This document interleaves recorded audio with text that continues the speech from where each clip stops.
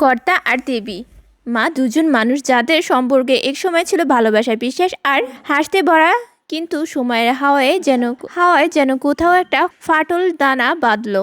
অদৃশ্য এক দেওয়াল। তারা টেরও পেলেন না যা ধীরে ধীরে তাদের মনকে একে অপরের থেকে দূরে সরিয়ে দিল। হয়তো কিছু না বলা কথা, হয়তো কিছু ভুল বুঝাবুঝি, বা হয়তো দুজনের নিজের অনুভূতি প্রকাশের অভাব। এসব ধুলো ঝামেলা তাদের সম্পর্ক।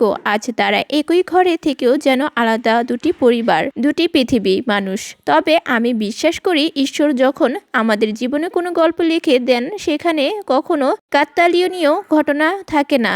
এই দূরত্বের মধ্যেও হয়তো লুকিয়ে আছে এক নতুন শুরু। আমাদের কাজ তাদের সেই শুরুটা খুঁজে পেতে সাহায্য করা। আমাদের জানতে হবে কোথায় ভুলটা হয়েছিল, কোন মুহূর্তে ঘেমে গিয়েছিল, কখন বিশ্বাসটা নড়বড়ে হয়ে পড়েছিল। আমরা চাই তারা আবার বাসুক পাশাপাশি, এক কাপ চা হাতে, মন খুলে বলুক যা এত মনে জমেছিল। অভিমানগুলো যেন ধীরে ধীরে চোখের জল হয়ে হয়ে বেরিয়ে আসে, আর ভালোবাসা আবার জায়গা করে নেয় তাদের হৃদয়ে। তাদের মনে করিয়ে দিতে হবে সেই প্রথম দিনগুলো, সেই মিষ্টি মুহূর্তগুলো, যখন একে অপরের হাসি তারা বুকের ভেতর জমা করে রাখতেন, যখন হাতে ধরা মানেই ছিল নিশ্চিন্ত নিরাপত্তা, যখন চোখের চাওয়া পাওয়া কথা থেকেও বেশি বলদ। হয়তো তাদের একসঙ্গে একটু সময় কাটানো দরকার। হাসির ফোয়ারা, হালকা কথাবার্তা, পূর্ণ স্মৃতি, এসব ধীরে ধীরে গলিয়ে দিতে পারে জমাট অভিমান।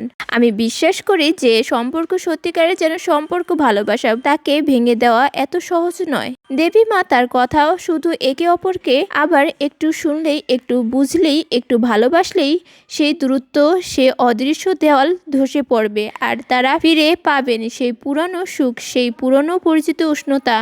এই যাত্রায় আমরা শুধু পথ দেখাবো, পথটা হাঁটবে তারা দুজনে, এবং আমি জানি তারা হাঁটতে পারলে অপরে অপেক্ষা করছে আরো সুন্দর, আরো শান্ত একটা সংসার।